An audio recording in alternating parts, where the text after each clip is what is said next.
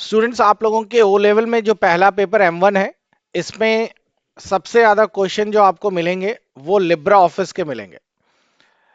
तो आपके 100 क्वेश्चंस में अप्रोक्सीमेट मान के चलिए कि 35 से 40 क्वेश्चंस आप लोगों के लिब्रा के होंगे। और लिब्रा में भी 3 ऑप्शंस हैं आपके पास। कौन कौन से? सबसे पहला है राइटर, दूसरा कौन सा है कैल्क, और तीसरा कौन सा है इम्प्रेस। इम्प्रेस सबसे आसान है, सबसे छोटा भी है। तो आज मैं आप लोगों को इम्प्रेस के जो शॉर्टकट की हैं वो आपको, यानी कि इम्प्रेस के एमसीक्यूज जो हैं वो आपको बता रहा हूं।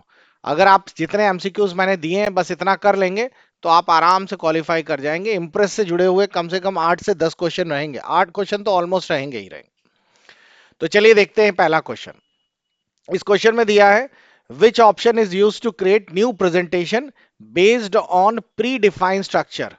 प्री डिफाइंड स्ट्रक्चर का मतलब है कि ऐसा कौन सा तरीका है जिसमें पहले से बने बनाए आपको स्ट्रक्चर मिलते हैं, उसके आधार पर आप अपनी प्रेजेंटेशन बना सकते हैं। तो ब्लैंक, मास्टर, प्रेजेंटेशन टेम्पलेट्स और स्लाइड सॉर्टर। अब मैं आपको इसको एक्सप्लेन भी कर देता हूं ये है क्या। ये पूछा जा रहा है कि ये रहा आपके सामने लिब्रा ऑफिस, और लिब्रा ऑफिस में ये रहा इम्प्रेस। इम्प्रेस में अगर गौर से देखिए तो ये बने बनाए हमारे पास सैंपल आ गए, और इन सैंपल को हम लोग क्या कहते हैं? टेम्पलेट्स। तो आप इनमें से कोई भी एक टेम्पलेट्स चूज कर लेंगे। तो इससे एक बेनिफिट क्या रहेगा? क्रिएट या ओपन करते ही आपको दिखाई दिया ये बना बनाया आपके सामने आ गया।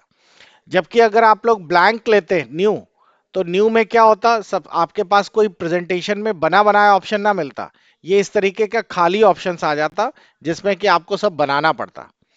तो हमारा पहला क्वेश्चन का आंसर समझ आ गया। पहला क्वेश्चन सिंपल सा है कि बने बनाए सैंपल्स कहां से मिलेंगे? टेम्पलेट से। ठीक। दूसरा,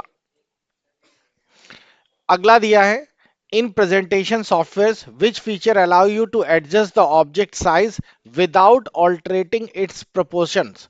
इसका मतलब समझिए कि आप लोगों ने कोई भी फोटो वगैरह डाली है तो उस फोटो को साइज कैसे छोटा बड़ा कर सकते हैं बिना उस फोटो में काटे कुटे कुछ। तो बहुत ही आसान है। आप लोग कोई फोटो यहाँ पर इंसर्ट करते हैं। इसमें फोटो इंसर्ट करने के लिए देखिए इंसर्ट इमेज दिया हुआ है। आप यहाँ से कोई फोटो इंसर्ट कर देते हैं। आप लोगों ने एक फोटो यहाँ पर ये इंसर्ट कर दी। तो आप देख पा रहे होंगे कि फोटो को छोटा बड़ा मैं यहां से कर रहा हूं। इसी पॉइंट से तो मैंने खींच के इसको छोटा बड़ा किया। क्या ऐसा करने से फोटो का कोई पार्ट कट गया? नहीं। और इस पार्ट को हम लोग कहते हैं छोटा बड़ा करने को स्केलिंग करना। तो हम लोग स्केल कर रहे हैं, कहीं से खिसका रहे हैं, छोटा बड़ा कर रहे हैं, ये सारी चीजें हम लोग फोटोज में सेट कर रहे हैं। क्लियर? हाँ, फोटो को रोटेट और फ्लिप भी कर सकते हैं। ये देखिए फ्लिप हॉरिजॉन्टल कर दिया तो आपको यहाँ पे दिखाई देगा फोटो ऐसी हो गई। तो आपसे पूछा जा रहा है क्या कर रहे हैं? तो स्केल करने से फोटो का प्रोपोर्शन में कोई बदलाव नहीं होता, जितनी लंबाई है उसी रेशियो में चौड़ाई हो जाती है। लेकिन अगर फोटो को मैं खींचता, स्ट्रेच करता, तो ऐसा ना होता। देखिए इस पॉइंट को मैं ऐसे करूंगा तो क्या फोटो का प्रोपोर्शन बराबर है? नहीं। अब लंबाई चौड़ाई में अंतराल दिखेगा आपको।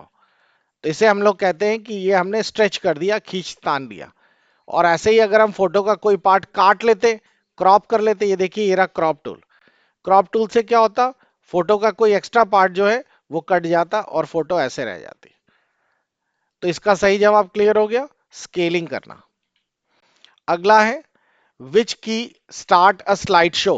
कौन सी की से आपका स्लाइड शो शुरू होगा? सभी को पता है F5 बटन दबाएंगे तो स्लाइड शो चालू हो जाएगा। लेकिन इसमें भी एक ट्रिक है। ट्रिक इन द सेंस कि अगर आप लोगों के पास स्लाइड शो आपको मान लीजिए कि आपके पास जो स्लाइड शो आपको, आपके पास कई सारी स्लाइडें हैं। ठीक। मैं दिखाता हूं आप लोगों को। तो इन कई सारी स्लाइडों में आप लोग स्लाइड नंबर 5 पर हैं। तो हम लोग सीधा स्लाइड नंबर 5 पे कैसे जंप करके हम लोग कर पाएंगे? जैसे कि मैंने यहां से एक स्लाइड्स कोई भी ले ली, ये हाइपरलिंक वाली ले ली है। अब इस समय हमारे सामने 4 स्लाइडें हैं।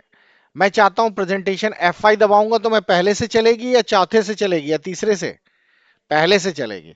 मैं चाहता हूं तीसरे से चले, तो आप लोगों को क्या करना है? शिफ्ट F5 दबाना है। शिफ्ट F5 दबाने से जहां कर्सर खुला है वहीं से चलेगी, ना कि फर्स्ट से चलेगी। तो क्लियर हो गया सभी को? तो इस तरीके से हम लोग अपनी स्लाइड्स का स्लाइड शो रन कर सकते हैं। तो ये है F5।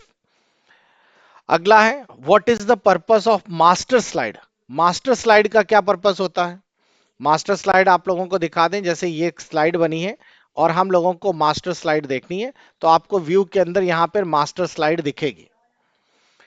ये मास्टर स्लाइड पे जब आप क्लिक करेंगे तो आप पाएंगे कि आपको स्लाइड का ढांचा दिखाई दे रहा है। ठीक, ये पहला और ये आखिरी स्लाइड का ढांचा है। इस पर हम लोगों ने क्या कर दिया, इस स्लाइड में ये जो रेड कलर का था, इस रेड कलर को खिसका कर मैंने इधर पे कर दिया। ठीक, और इस पर कोई और भी चीज डाल दी, जैसे मैंने कोई फोटो इंसर्ट कर दी, तो मैंने यहां पर इंस्टीट्यूट का लोगो मान लीजिए डाल दिया। तो कोई भी चीज आप लोग इस पे यूज कर सकते हैं। मैंने यहां पर एक इंस्टीट्यूट का लोगो इस तरीके से इंसर्ट कर दिया, ये रहा, और इसको साइड में कहीं लगा दिया। तो ये सब बदलाव हम किस पे कर रहे हैं, मास्टर में। तो मास्टर में मैंने बदलाव कर दिए, और उसके बाद फिर मैंने यहाँ पे क्या कर दिया, नॉर्मल। आपको कुछ अंतर दिखा, आपको दिखाई दिया हर स्लाइड के नीचे लोगो आ गया, और ये रेड वाला साइड में आ गया ना यहाँ पर। तो जो भी हमने मास्टर में बदलाव किए वो सब में हो गए। तो इसने क्या करता है master, to control the overall design and layout of the slide. अगला देखते हैं, नेक्स्ट है हमारे पास, which feature should we use to add a new slide with the same layout. इनमें से कौन सा फीचर यूज करेंगे जिससे कि एक नई स्लाइड ऐड होगी और उसका वही ढांचा रहेगा जो पिछले वाला है। बताइए जल्दी से।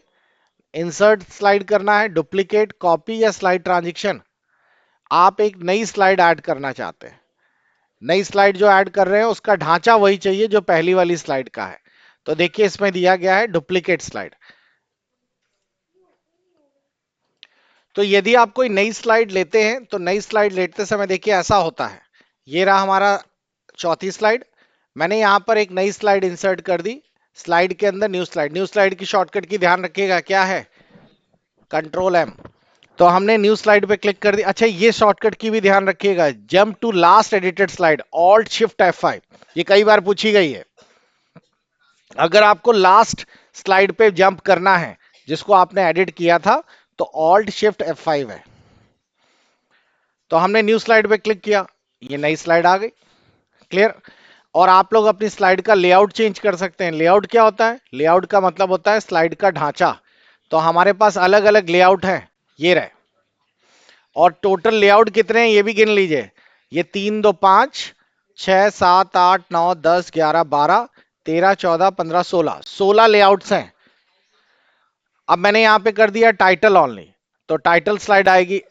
अगर मैंने यहां पे चेंज कर दिया लेआउट में जाकर, मान लीजिए कर दिया कि टाइल विद द 2 कंटेंट, तो ये 2 कंटेंट के हिसाब से हो जाएगा। लेकिन हम चाहते हैं जैसी ये स्लाइड है वैसे ही आए, तो इसी के ऊपर राइट क्लिक करके हम लोग क्या कर देंगे, डुप्लीकेट। तो इस स्लाइड की हम शक्ल देखिए एक और आ गई। तो इसमें सारा ढांचा सब कुछ वैसे ही है। तो क्वेश्चन समझ आया। हम नई स्लाइड ऐड करना चाहते हैं जिसमें पिछला लेआउट पहले वाले की तरह हो, इसीलिए यहां डुप्लीकेट स्लाइड ऐड किया गया।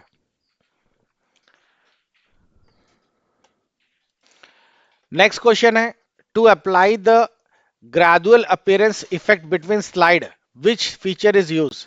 इसका मतलब समझिए, यहां पर दिया गया है कि एक स्लाइड से दूसरी स्लाइड के बीच में हम चाहते हैं कि कोई एनिमेशन हो। तो आप लोग दो स्लाइडों के बीच में जो एनिमेशन डालना चाहते हैं उसे हम लोग कौन सा एनिमेशन कहेंगे। जैसे एक स्लाइड जाए और दूसरा स्लाइड आए, तो आपके पास तो एक तो ऑप्शन है कि जिसे हम लोग यूज कर सकते हैं, वो है हमारे पास स्लाइड शो में कस्टम स्लाइड शो। तो कस्टम स्लाइड शो में क्या होता है, आप लोग अपनी स्लाइड्स में एक अलग से कस्टम एनिमेशन दे सकते हैं। तो हम लोगों ने यहां पर एनिमेशन पे क्लिक किया। ये जो साइड वाला एनिमेशन आ रहा है ये किसके लिए है, ये एनिमेशन इसके मैटर के लिए है। आप लोग यूं सेलेक्ट करिए और यहां साइड से प्लस बटन दबा दीजिए। तो आपने देखा ना, ये चीज एनिमेशन में सेट हो गई। हम चाहते हैं कि ये चीज डिसॉल्व हो, तो वो डिसॉल्व होती हुई आएगी। फिर आपने इसको क्लिक किया, सेकंड वाले कंटेंट को, इस कंटेंट को सिलेक्ट किया और इस कंटेंट पे आपने अलग से एनिमेशन डाल दिया, जो भी एनिमेशन आपको चाहिए। इसे क्लिक किया, इस पर अलग एनिमेशन डाल दिया। तो ये तो मैटर पे एनिमेशन हो रहा है ना। हम चाहते हैं कि ये स्लाइड उड़ते हुए पूरी आए, तो उस केस में आपको यहां पर दिया गया है एनिमेशन के ऊपर slide transition effect. Transition effect से आप सेट कर सकते हैं कि ये स्लाइड स्क्रीन पर कैसे आए। हमने सेट कर दिया कि ये चेकर्स की तरह आए, तो ये इस तरह की क्रॉस फोल्ड होगी। ठीक, ये वाली कैसे आए, इसको हमने कर दिया कि ये टर्न अराउंड हो, तो ये यहां से फोल्ड होगी और टर्न अराउंड करके ऐसे निकलेगी। तो पूरी स्लाइड कैसे आए, इस इफेक्ट को क्या कहते हैं, स्लाइड ट्रांजिशन। पूरी स्लाइड कैसे स्क्रीन पर आए और इसके अंदर का कंटेंट कैसे आए, इसे क्या कहते हैं, उसे कहते हैं एनिमेशन। दोनों में अंतर समझ आया। स्लाइड ट्रांजिशन का मतलब क्या है, स्लाइड ट्रांजिशन का मतलब है पूरी स्लाइड स्क्रीन पर कैसे चलेगी, और एनिमेशन का मतलब क्या है, इसके अंदर लिखा हुआ मैटर कैसा एनिमेट होगा। तो हमारे साथ क्वेश्चन क्या था, स्लाइड, दो स्लाइडों के बीच का एनिमेशन, इसीलिए इसमें आएगा आंसर स्लाइड ट्रांजिशन। अगला है, अगर आपको अपनी स्लाइड के नीचे कोई नोट ऐड करना है तो आप लोग कौन सा ऑप्शन चूज करेंगे। नोट जो होता है वो सिर्फ प्रेजेंटर को विजिबल होता है। अब पहले तो देखिए नोट होता क्या है। तो आप लोग अगर आप जाएं तो यहां पर आपको व्यू के अंदर नोट्स दिखेंगे। आप अपनी स्लाइड के नीचे कुछ मैटर लिख सकते हो। यहां पर आपने कोई मैटर टाइप कर दिया, क्या ये स्लाइड शो में दिखेगा, नहीं। स्लाइड शो में सिर्फ इतना मैटर दिखता है, ऊपर वाला। ये सिर्फ जो बना रहा है उसके लिए है कि आप अपना कोई प्रिंट आउट चाहेंगे या कुछ कमेंट करना चाहते हैं, कुछ लिखना चाहते हैं ऊपर वाली स्लाइड के बारे में, तो आप लोग लिख सकते हैं। तो इसको हम लोग क्या कहते हैं, नोट पेज। और नॉर्मल आपका ये है। ये भी ध्यान रखिएगा, स्लाइड को देखने के कितने तरीके हैं। एक है नॉर्मल, जो आपका डिफॉल्ट है। आउटलाइन में क्या होता है, स्लाइड गायब हो जाती है, उसकी जगह आप मैटर देख सकते हैं सर। उसके बाद तीसरा है आपका स्लाइड सॉर्टर। इसमें सभी स्लाइडें छोटी छोटी दिखती हैं। और ये है आप लोगों का नोट पेज। क्लियर हो गया। तो सवाल हमारे पास क्या था कि स्लाइड्स में अगर नोट्स लिखना है तो कहां पे लिखेंगे, नोट पेज पे, नोट पेन पे लिखेंगे। अगला है, what is the function of slide sorter. अभी आप लोगों को मैंने बताया स्लाइड सॉर्टर का क्या काम है। स्लाइड सॉर्टर से होता क्या है, सारी स्लाइडें छोटी छोटी एक साथ दिखती हैं। तो इसका हमारे पास काम क्या है, ये रहा स्लाइड सॉर्टर। इसका काम ये है कि अगर आपको इस स्लाइड को खिसका के यहां लगाना है तो देखिए आप माउस से घसीट के लाइए और यहां छोड़ दीजिए, ये अलट पलट हो गया ना। तो इसको कहते हैं सॉर्टिंग करना। स्लाइड्स को आप आगे पीछे खिसका सकते हैं जो जहां चाहिए। तो यही चीज लिखा है कि सॉर्टिंग करने का मतलब है स्लाइड को आप आगे पीछे कर सकते हैं। उसके बाद लिखा है consistent look across all the slide. अगर सभी स्लाइडों में एक जैसा लुक चाहिए तो आपको किस फीचर का इस्तेमाल करना है, ये हमने अभी करके देखा था स्लाइड मास्टर में। उसमें हमने रेड कलर का स्पॉट लगाया था और लोगो लगाया था, तो सभी स्लाइडों में वो आपको दिखाई देना शुरू हो गया था। क्लियर। अगला है, which what feature would you like to add a video clip. अगर आपको वीडियो क्लिप ऐड करनी है अपने प्रेजेंटेशन में तो वीडियो क्लिप कैसे ऐड करेंगे। तो इसके लिए आपको इंसर्ट में देखिए दिया गया है ऑडियो एंड वीडियो। आप यहां से कोई फोटो और वीडियो, फोटो तो यहां से डालेंगे, ऑडियो वीडियो यहां से डालेंगे। ये मीडिया है जो पहले से इसमें था। इसमें पहले से कुछ गैलरीज फोटो दी रहती है, आप लोग वो डाल सकते हैं। एनिमेटेड इमेजेस अगर आपके पास है तो आप लोग यहाँ से उसको भी इंसर्ट कर सकते हैं। क्लियर। तो अभी हम लोग यहाँ से कोई ऑडियो वीडियो, आपसे पूछेगा कहाँ पड़ा है कोई ऑडियो, तो कल मैंने बच्चों को बधाई दी थी, वही वाला ऑडियो वीडियो मैं डाल देता हूँ। तो मैंने ये वाला न्यू ईयर विश वाला वीडियो डाल दिया। तो वो वीडियो यहाँ पर बोल रहा है ये सपोर्ट नहीं कर रही, ये फाइल बोलता है नहीं लेंगे, जो गुस्सा है। तो हम लोग कोई दूसरा वीडियो देख लेते हैं जो हमारे पास पड़ा होगा, तो वो वाला वीडियो हम लोग इसमें इंसर्ट कर सकते हैं। देखिए ये सारे छोटे छोटे वीडियोस है, वो यहाँ पर इंसर्ट हो जाएंगे। नेक्स्ट है हमारे पास, which feature allow you to change the background colour and line style. कौन सा फीचर बैकग्राउंड और कलर और लाइन स्टाइल के लिए यूज किया जा सकता है। तो यहाँ पर हमारे पास अलग अलग है, slide master, format painter, colour and line style और ट्रांजिशन पेन। तो मैं आपको दिखाता हूं। जैसे इसका बैकग्राउंड चेंज करना है, आप लोग कैसे बैकग्राउंड चेंज करेंगे, व्हाइट कलर की जगह दूसरा चाहिए तो आप लोग व्हाइट, इसके ऊपर राइट क्लिक करिए, यहीं पर आपको प्रॉपर्टीज दिख जाएंगे। और देखिए यहां से आपको कलर्स दिख रहे हैं, ग्रेडियंट्स हैं, बिटमैप हैं, पैटर्न्स हैं। आप कोई भी ऑप्शन चूज कर सकते हैं। हमने ये वाला ऑप्शन ओके किया, आपको दिखाई दिया इसका असर, पूरा बैकग्राउंड एक साथ चेंज हो गया। ठीक। और ऐसे ही अगर आपने कोई लाइन या कोई भी चीज बनाई है तो आप लोग उसका भी कलर्स चेंज कर सकते हैं। उसके ऊपर राइट क्लिक करके उसकी भी प्रॉपर्टीज चेंज कर लीजिए। और चाहे तो आपको फिल कलर वाला ऑप्शन जो यहाँ पे मिलेगा, इसी में आपको लाइन कलर मिल जाएगा, ये रहा। तो आप लोग इसके अंदर से भी लाइंस का कलर बदल सकते हैं। नेक्स्ट है, what is the purpose of slide timing. Slide की टाइमिंग का पर्पस क्या होता है। इसका पर्पस सीधा सा है, आप लोग सेट कर सकते हैं कि एक स्लाइड जाए कैसे, दूसरी स्लाइड आए कैसे।